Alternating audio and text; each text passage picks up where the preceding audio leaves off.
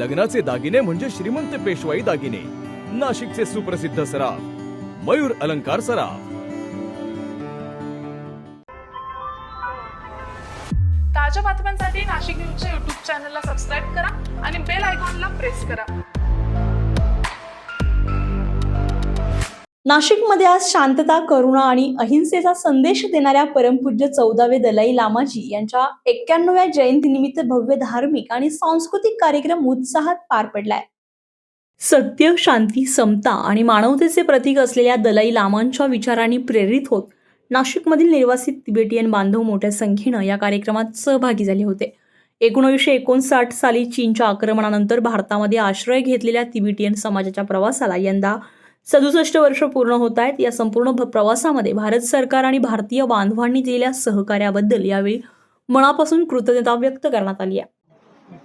मैं ex R K. Namgyal Tibetan welfare association का एक प्रेसिडेंट हूँ और आज यहाँ दलाई लामा जी का 91 बर्थडे हमारा तिबेटियन नासिक के रहने वाला तिबेटी सोटर वाला सभी मिलजुल कर आज यहाँ पर दलाई लामा जी का 91 बर्थडे मना रहा है.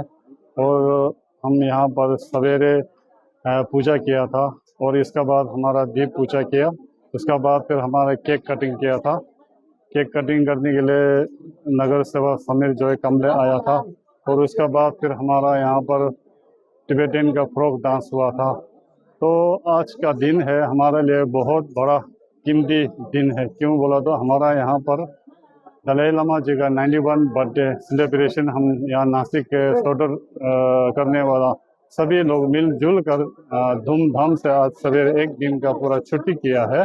इसीलिए नासिक का तिबेटियन मार्केट आज एक दिन के लिए छुट्टी रखा है. धन्यवाद. या कार्यक्रमाला प्रभाग क्रमांक 12चे नगरसेवक श्री समीर जॉय, उत्तमराव कांबळे यांची प्रमुख उपस्थिती लाभली आहे. तसेच अनेक मान्यवर, भारतीय बांधव आणि तिबेटियन समाज मोठ्या संख्येने उपस्थित होते.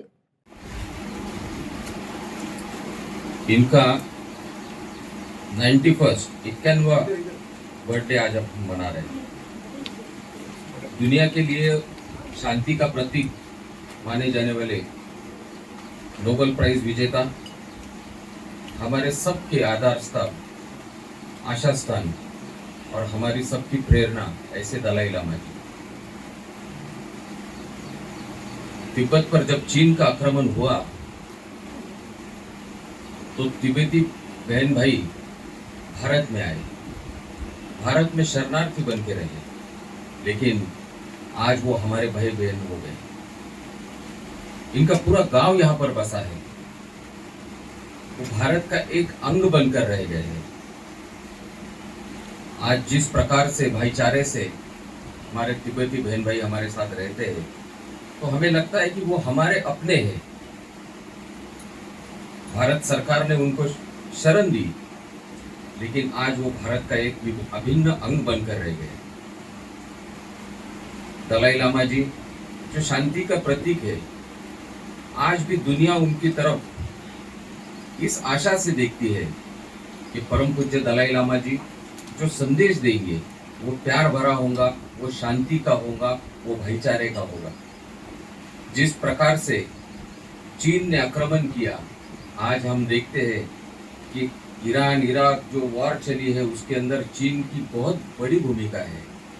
चीन हथियारों के सप्लाई करता है और दुनिया में विध्वंस के लिए चीन प्रेरणा देता है.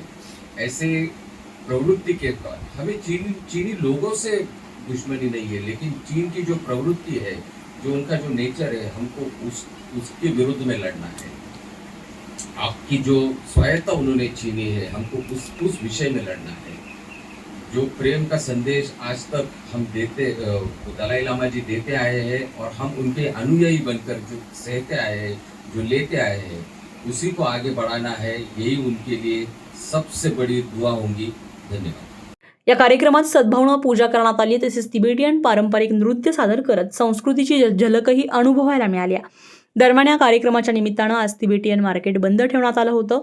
शांतता, सुख आणि विश्वबंधुत्व नांदावं, तसेच परमपूज्य 14वे दलाई लामाजी यांना दीर्घायुष्य लाभावे यासाठी सामूहिक प्रार्थना करण्यात आली आहे. संजय परमार, नाशिक न्यूज, नाशिक. ताज्या बातम्यांसाठी नाशिक न्यूजच्या यूट्यूब चॅनलला सबस्क्राईब करा आणि बेल आयकॉनला प्रेस करा.